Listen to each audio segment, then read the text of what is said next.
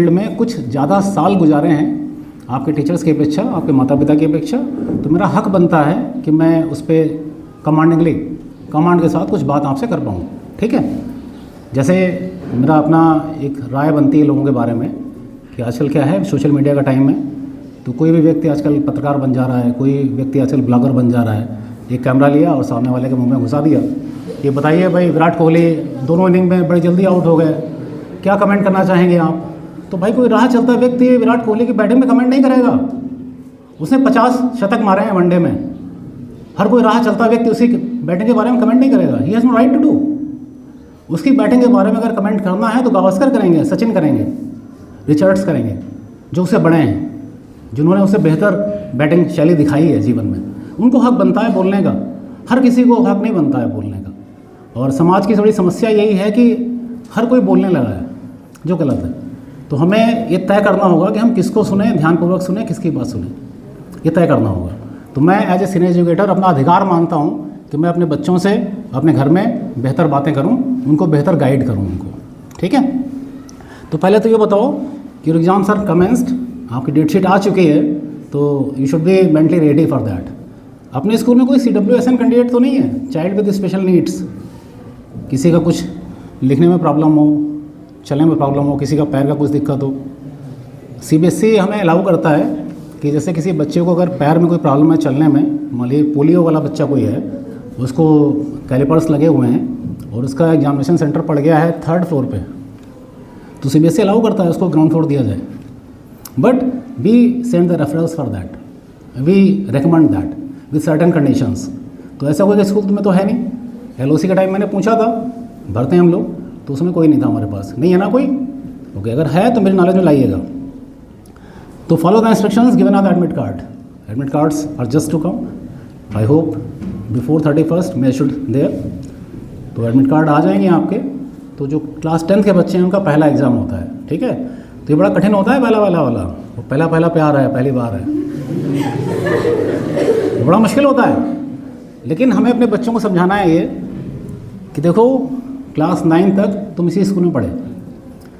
अगर nursery, LKG, UKG के 3 साल माने और 1 to 9 के हम 9 साल माने, तो लगभग 12 साल की स्कूलिंग एक क्लास 10th का बच्चा कर चुका होता है। और हर साल मिनिमम 4 एग्ज़ाम तो हम लेते ही हैं। जैसे आपके स्कूल में है कि 2 PT 1 half yearly, mostly 1 PT 1 half yearly, 4 exams तो सारे स्कूल्स में होते हैं। तो 9 4 जा 36 एग्ज़ाम तो तुम पास कर चुके हो ना। तो डर किसका है? सिर्फ इसी बात का तो डर है कि अपने सेंटर की बजाय कहीं दूसरे सेंटर पर जाके एग्ज़ाम देंगे हम। लेकिन अगर कोई व्यक्ति, कोई बच्चा एग्जामिनेशन प्रोसेस में 40 बार उस 3 घंटे से गुजर चुका है प्रक्रिया से, तो उसमें नया क्या है? नया तो सिर्फ इतना ही है कि एडमिट कार्ड लेके जाना है, दूसरे सेंटर पे जाना है, 3 घंटे बैठ के वहाँ एग्ज़ाम देना है। तो don't make it pressure on that कि कोई बोर्ड का एग्ज़ाम है उसे हवा मत बनाओ, टेक इट लाइटली। वो स्पोर्टिंगली है, जैसे हम यहाँ एग्ज़ाम देते हैं वैसे 3 घंटे में जाके बाहर एग्ज़ाम देना है। क्लियर है? क्लास 10 के बच्चों को पहली बार जो एग्ज़ाम देने जा रहे हैं, visit the exam centre 1 day prior to exam. ये क्लास 10 के बच्चों के लिए बोल रहा हूँ स्पेशली मैं, और बड़े बच्चों के लिए 10th 12th वालों को बोल रहा हूँ। होता क्या है कि जब आप किसी सेंटर पर जाते हो तो आपको आइडिया नहीं है कि उस सेंटर के रास्ते में और आपके घर के रास्ते में प्रॉब्लम्स क्या हैं। जैसे पता लगता है ट्रैफिक जाम है। सेकेंड इज़ दैट, क्या कोई क्रॉसिंग तो नहीं पड़ती है वहाँ रास्ते में? आपके स्कूल सेंटर और आपके घर के बीच में क्या कोई रेलवे क्रॉसिंग तो नहीं है? पता लगा आप गए, क्रॉसिंग बंद है और आप लेट हो गए सेंटर पे। तो ये चीज़ें पहले देख लें आप। आपके स्कूल का रास्ता आपके घर से 15 मिनट है, 20 मिनट है, 45 मिनट है, उतना मार्जिनल टाइम लेके चलें घर से। ठीक है? एग्जामिनेशन के एडमिट कार्ड पे बहुत सारे इंस्ट्रक्शंस दिए होते हैं पीछे, उनको पढ़ लें। तो आपके जितने फ्लाज होते हैं, जितने आपके दुविधा होती है, जो भी आपके मन में रहता है, वो बहुत सारी बातें क्लियर हो जाती हैं। जैसे बच्चे पूछते हैं सर ब्लैक पेन से लिखना है, सर ब्लू पेन से लिखना है, सर रेड से लिख सकते हैं, सर ब्लैक से हेडिंग डालते हैं क्या? बहुत सारे आपके दिमाग में कन्फ्यूजन्स होते हैं। तो each and everything is written on that. वो एडमिट कार्ड पे सारी चीज़ें लिखी हुई हैं, उनको फॉलो करें। आप साइकिल से जाते हैं कितना समय लगेगा, आप बाइक से जाते हैं कितना समय लगेगा, कार से जाते हैं कितना समय लगेगा। ये बड़ी अजीब सी बातें करता हूँ मैं। जैसे मेरा अपना मानना है, मैं कार से जब आता हूँ स्कूल तो मुझे ज़्यादा समय लगता है, और बाइक से आता हूँ तो कम समय में पहुँच जाता हूँ। बाइक जल्दी निकल जाती है ट्रैफिक में। है। ऐसा आपके साथ भी होगा जब आप स्कूल सेंटर पे जाएंगे, आपके पापा छोड़ने जा रहे हैं कार से, या आप स्कूटी से जा रहे हो, या आप साइकिल से जा रहे हो, तो इस चीज़ को समझें कि वो टाइम आपका ख़राब नहीं होना है। क्यों? मैं भी आ रहा हूँ, टॉपिक पे आ रहा हूँ मैं। जैसे एडमिट कार्ड पे आपका टाइम लिखा होगा 10 बजे। अब वो 10 बजे क्या टाइम है? आपको मैंने अभी यहाँ एग्ज़ाम दिलवाया उसी कंडीशन में। जो 10 o'clock टाइम है वो किस चीज़ का टाइम है? हाँ, नहीं, वो 10 बजे किसका टाइम है?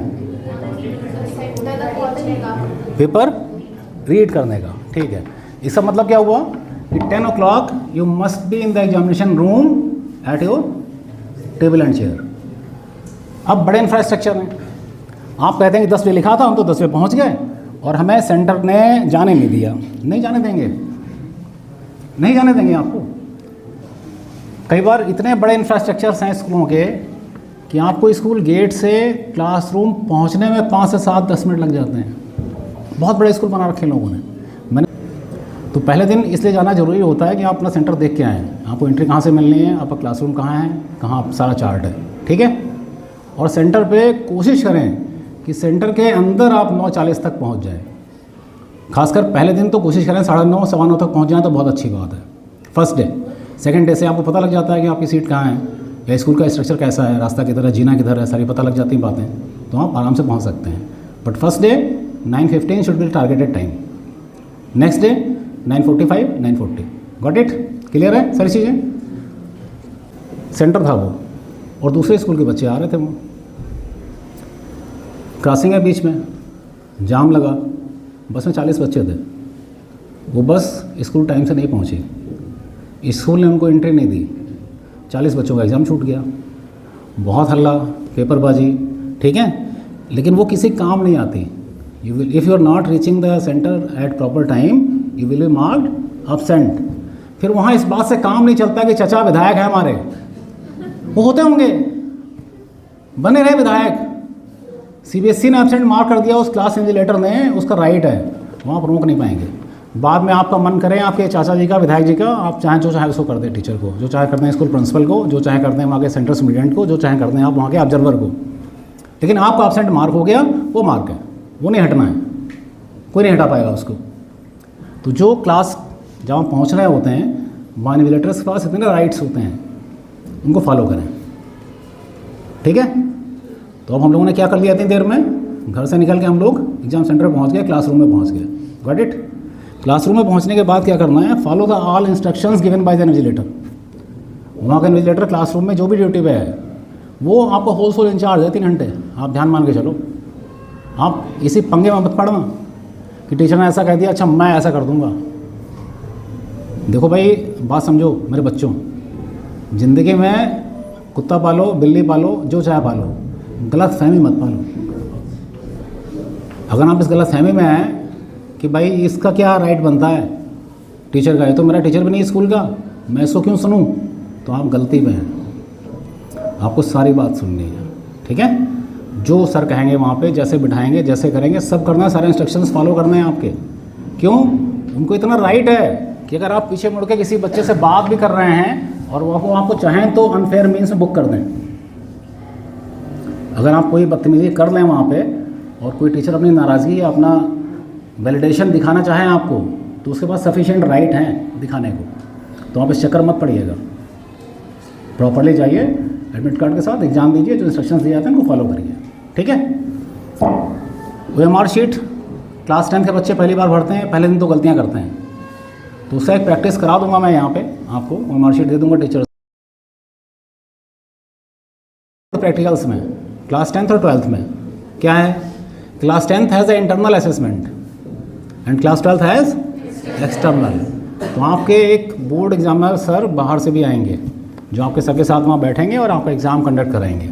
ठीक है, तो वहाँ पर भी वही बात है जो मैंने इन्विजिलेटर वाली बात बताई थी कि आप इस चक्कर मत पड़िएगा कि अगर सर ने कुछ कह दिया कि तुम्हारा वाइवा सही नहीं हुआ, तुम्हारी फाइल सही नहीं बनी है, तो तुम लड़ गए। नहीं, हमने तो सही बनाई हुई है, हमारे सर ने तो ऐसे बताई थी, हम तो ऐसे करते हैं, है ना? तो these are not the answers, these are not the answers. Whatever is going to be instructed आपको फॉलो करना है। ठीक है, जैसे कहा जाए वैसे काम करना है। जब आपको बुलाया जाए तो प्रेजेंट रहिएगा। ये 10th के चक्कर मत पड़िएगा कि सर ने भी कहा है फाइल आज देनी है, आज थोड़ा देनी है, अभी आज बनी नहीं है, कल देंगे। ठीक है, कल हमारा स्कूल जाने का मन नहीं था, अब हम परसों देंगे। लास्ट डेट, अब हम लास्ट डेट पे देंगे। लास्ट डेट हो गई तो क्या हुआ, अभी तो हम स्कूल में ही हैं, भागे थोड़ा ना जा रहे हैं, अरे कर देंगे। इन सारी चीज़ों से बचिए 12th वाले बच्चे। अगर आपका एग्जामिनेशन कमेंस्ड है, आजकल बोर्ड का एक पोर्टल बनता है, पहले जब चीज़ें मैनुअल थी, this can be done. After that by the last 4-5 years it has been done online. तो सेम डे आपका एग्जामिनेशन कंडक्ट होना है, सेम डे बैचेस बनने हैं, सेम डे करेक्शन करना है टीचर्स को, सेम डे मार्क्स अपलोड करने हैं, तब जाके पोर्टल बंद होगा हमारा। क्लियर है? नहीं तो हम लोगों के पास फिर कॉल आनी शुरू हो जाती है रैंडमली एग्ज़ाम्स। ये बच्चों के मन में हमेशा दुविधा रहती है कि हम क्या करें, कैसे प्रिपेयर करें।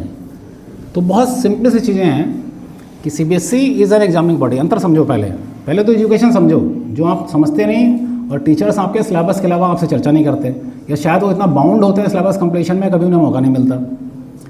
तो CBSE क्या है, एक एग्जामिनिंग बॉडी है।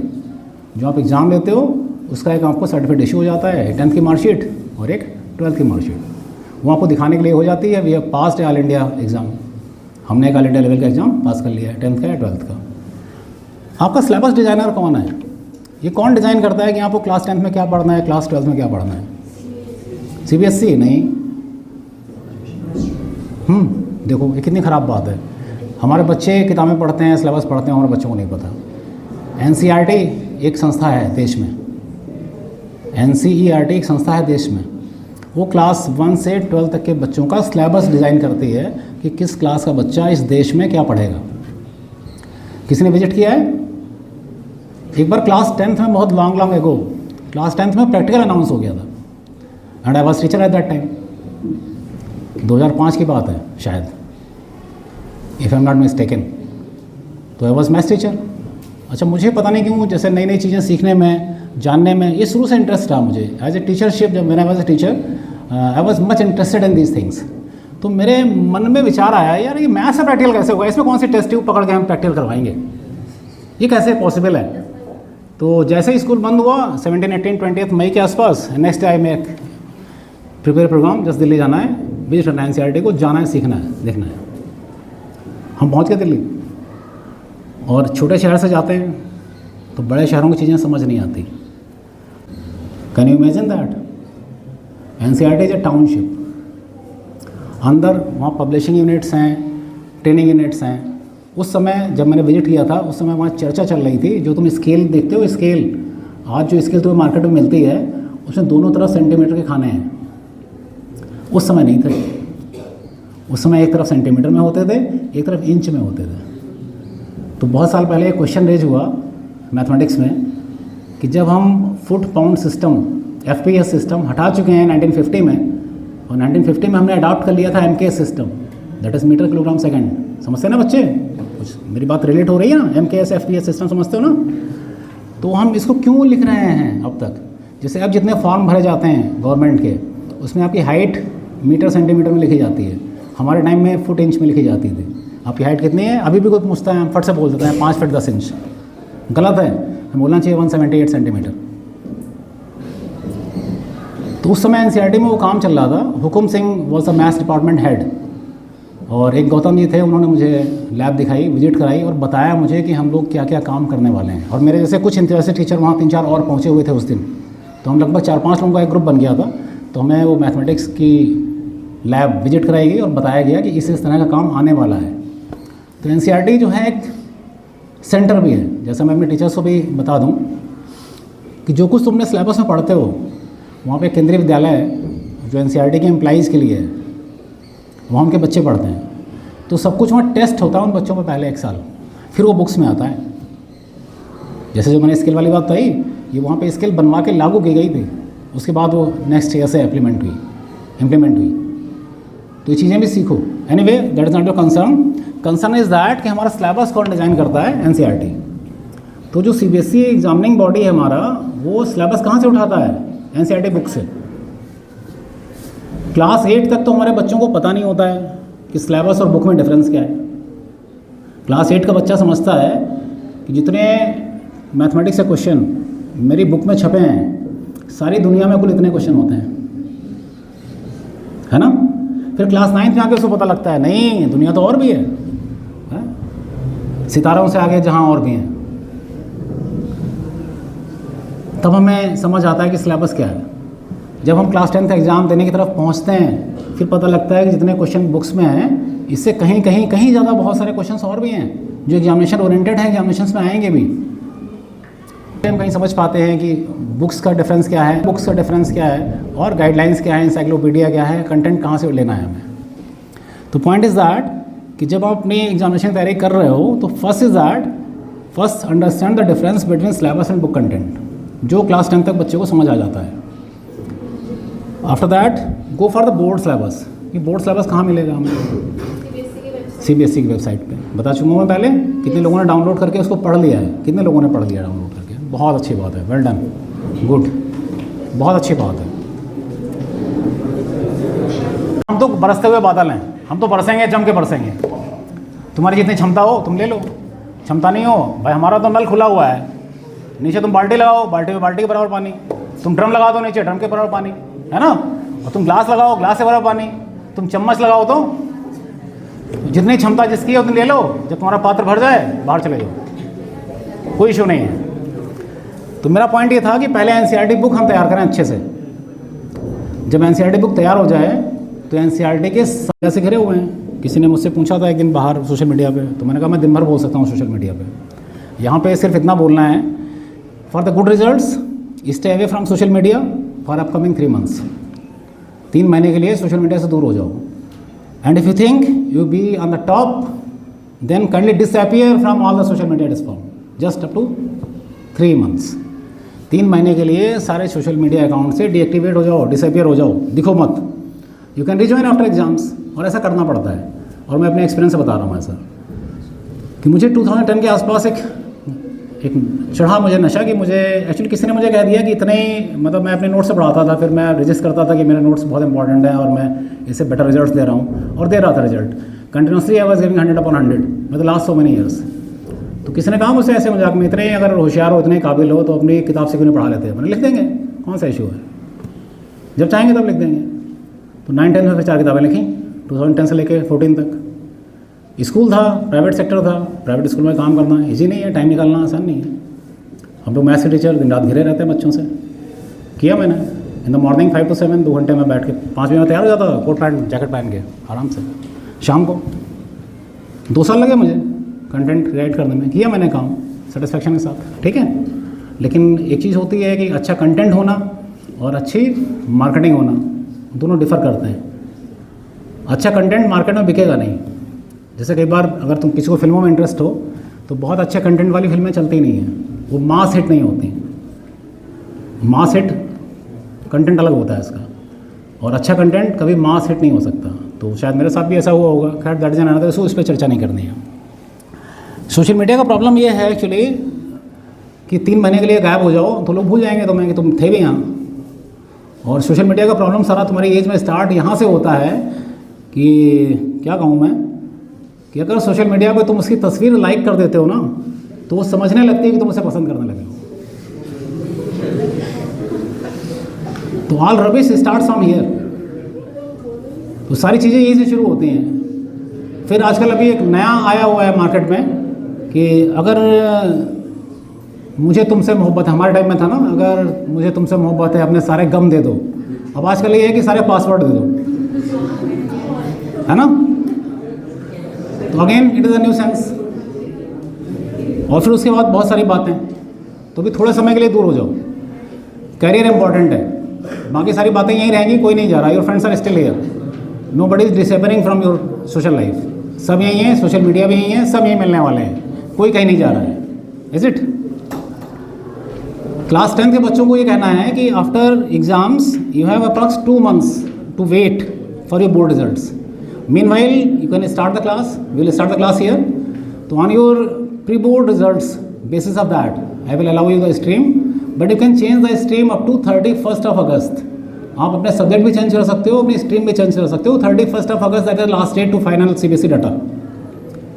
तो अगर हम क्लास 11th के एडमिशन अप्रैल फर्स्ट वीक में शुरू करते हैं आफ्टर एग्ज़ाम, तो आप जो चाहे सब्जेक्ट चुन सकते हैं on the basis of your concern, your parents wish and your own desire, and subject can be changed normally up to 31 August. ये सबके दिमाग में आ जा रहा है बच्चों को, ठीक है। बट एक बात कहनी है मुझे कि please be sure before you are attending the class choose your subject wisely. ये मैं हमेशा 10th के बच्चों से बोलता हूँ, 9th के बच्चों से बोलता हूँ। अब यहाँ पे गलती क्या होती है कि हम पीयर प्रेशर में होते हैं कि मेरे दोस्त ने मैथ्स ली है तो मुझे भी पढ़नी है, मेरे दोस्त ने बायो ली है तो मैं भी बायो में चला जाऊँ, वो मेरी फ्रेंड कॉमर्स ले रही है तो मैं कॉमर्स में चला जाऊँ। ये सारी गलतियाँ हैं, इनसे बचिए। आपके अपने परिवार की जो चीज़ें हैं वो दूसरे के परिवार से अलग हैं। अब किसी बच्चे के पास एक अच्छा बिजनेस सेटअप है तो उसे क्या ज़रूरत है जॉब करने की, उसे सिंपली अपनी पढ़ाई पूरी करनी है। किसी बच्चे के पेरेंट्स जॉब में हैं, नौकरी पेशा लोग हैं, उनके पास एक ही एल्ड्रेशन है कि उनका बच्चा अच्छा पढ़ लिख के जॉब में आ जाए, अच्छी नौकरी पा लें। तो कभी इन चीज़ों को मिलाइए मत।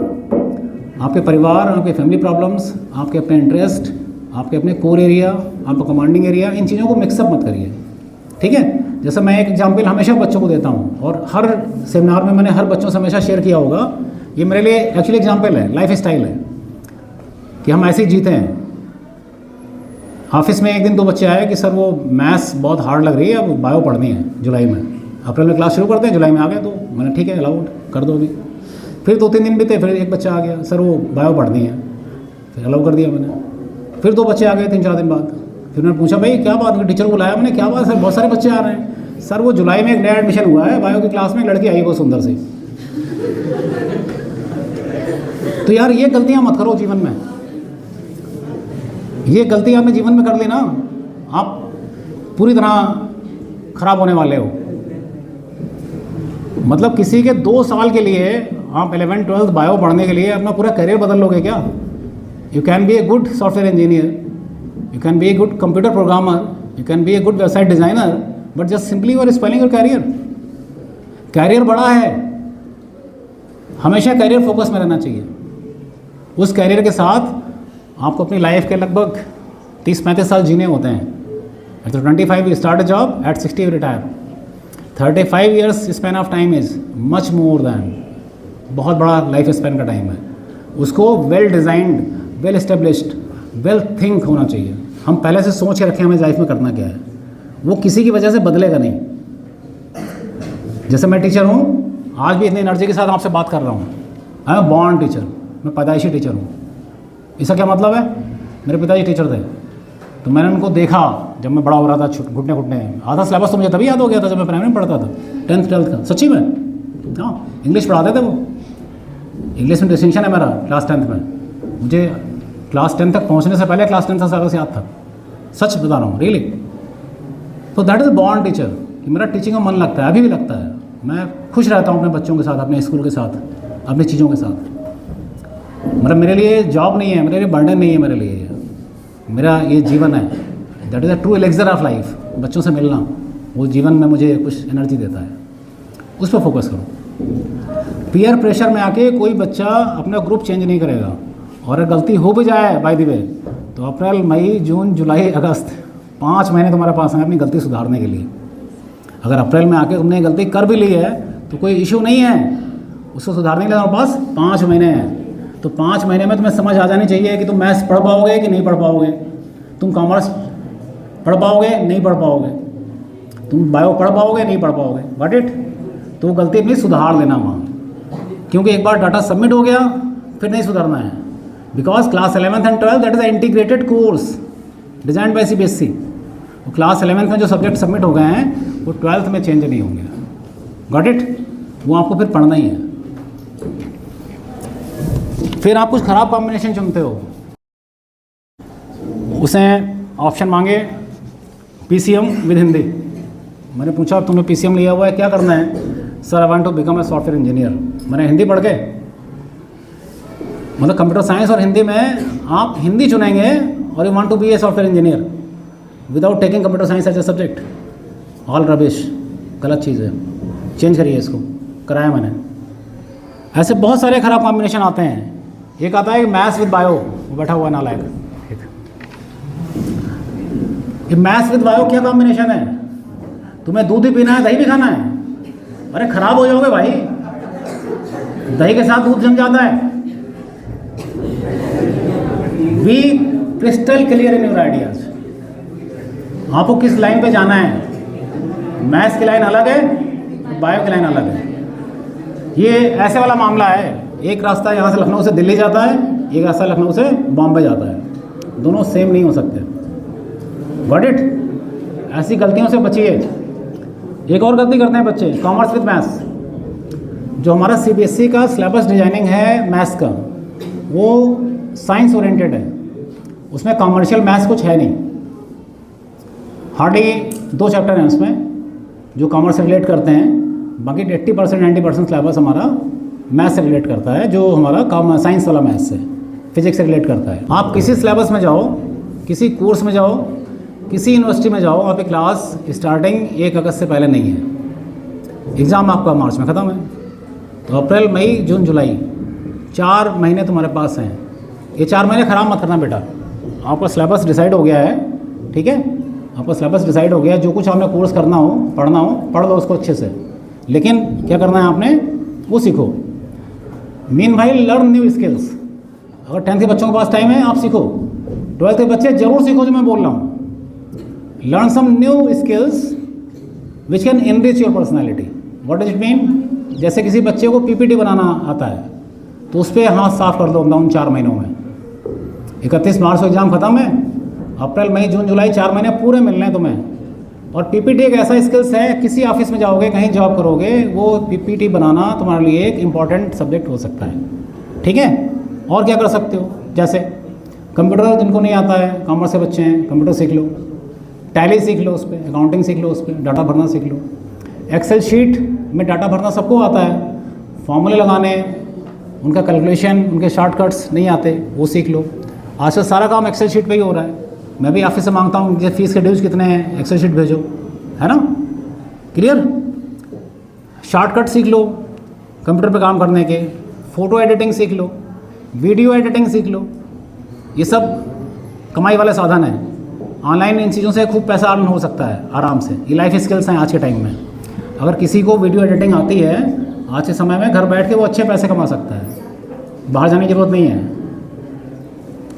कंटेंट राइटिंग है कि बहुत सारी वेबसाइट्स हैं जो अपने प्रोडक्ट के लिए कंटेंट लिखवाना चाहते हैं कि अच्छे कंटेंट लिखते हैं, हिंदी में भी इंग्लिश में भी। बहुत सारी न्यूज़ की वेबसाइट हैं जो चाहते हैं कि वो न्यूज़ को आप 160 शब्दों में, 180 शब्दों में छोटा करके लिख दो, इन शॉर्ट्स ऐसे ऐसे, ठीक है। अभी मेरे पास ही ऑफ़र है, मैं हिंदी के राइटअप लिखता हूँ, बहुत सारे पहले भी पेपर में भी छपे हुए हैं। मैंने बहुत सारा काम किया। अगर शायद मैं प्रिंसिपल या टीचर नहीं होता तो मैं जर्नलिस्ट वाली लाइन में होता। एनीवे, वो अलग विषय है। तो ऐसा बहुत सारा काम करके आप वॉइस ओवर कर सकते हो, डबिंग आर्टिस्ट हो सकते हो आप, जिनकी वॉइस क्वालिटी अच्छी है, वो लोग कर सकते हैं काम ये। तो इनमें से किसी काम में जिसमें तुम्हारा मन लगता हो, वो 4 महीने में सीख लो, 4 महीने ख़राब मत करना। That's the message. मैसेज सिर्फ ये है कि वो 4 महीने का समय ख़राब मत करना, उसमें कुछ कर देना अच्छा सा काम। जो कोर्सेज अप्लाइड किए हुए हैं, नेचुरल सी बात है, आपने उनको चूज़ किया होगा, आपके माता पिता ने चूज़ किया होगा, कॉलेज चूज़ किया होगा, ठीक है। लेकिन फिर मैं कह रहा हूँ, जैसे मैंने एग्जाम्पल दिया बायो वाला, वो क्लास 11th का, क्लास 12th के बच्चे भी यही करते हैं कि तू जा रहा है इंजीनियरिंग में, मेरा दोस्त इसने अप्लाई किया हुआ है इस यूनिवर्सिटी में, चल मैं भी कर देता हूँ, साथ रहेंगे, हॉस्टल में मस्ती करेंगे। नहीं, गड़बड़ कर रहे हो आप। अपने स्ट्रेंथ के हिसाब से अपना सब्जेक्ट चुनो, अपना कोर्स चुनो, अपने इनकम ग्रुप के हिसाब से अपने कॉलेज चुनो। पेरेंट्स को अनावश्यक प्रेशर मत दो। जैसे मैं अपने पेरेंट्स को अननेसेसरी प्रेशर मत देना इस बात के लिए। माता पिता अपने बच्चों के लिए हमेशा बेहतर करते हैं और बेहतर करना ही चाहते हैं, लेकिन as a student, as a son, as a daughter आपको भी तो सीखना है ये बात कि अपने माता पिता को हम अनावश्यक प्रेशर मत दें। उनके तुम्हारे भाई बहन और भी तो होंगे, उनको भी तो पालना है, उन्हें भी तो बड़ा करना है, उनकी फीस भी तो भरनी है, ठीक है। तो अपने इनकम ग्रुप के हिसाब से कॉलेज चुनें, अननेसेसरी प्रेशर मत जाएँ, क्योंकि जॉब अपॉर्चुनिटी जो है उससे कोई फ़र्क नहीं पड़ता। वो सिर्फ एक लेवल होता है अगली क्लास में एडमिशन पाने के लिए, उसके बाद नहीं। कोर्सेज, डिग्री सब बराबर है। करियर इंपॉर्टेंट है, मैं बार बार कह रहा हूँ। Choose your career, friends will stay friends after that also.